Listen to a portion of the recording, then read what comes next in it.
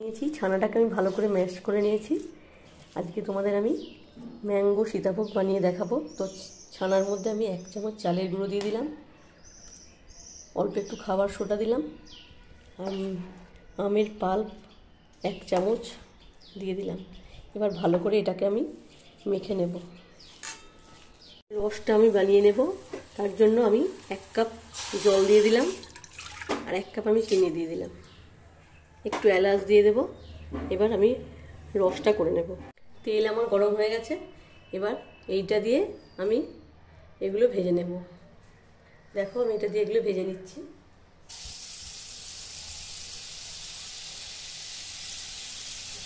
গ্যাসের flame table আমি একদম নিভিয়ে দেবো, নাহলে এগুলো বেশি করে যাবে।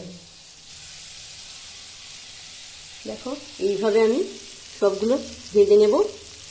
ভাজা হয়ে গেলে এগুলো তুলে আমি রসের মধ্যে দিয়ে দেবো। দেখো এগুলো ভাজা আমার হয়ে গেছে, আমি এগুলো তুলে এবার রসে দিয়ে দিচ্ছি। দেখো এগুলো আমি রসে দিয়ে দিলাম।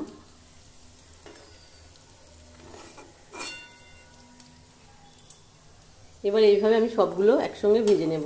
হয়ে গেছে, জাস্ট দারুণ হয়েছে। দেখতে যেমন হয়েছে, খেতেও কিন্তু ততোধিক সুন্দর হয়েছে। তো দেখো একদম দোকানের মতোই হয়েছে।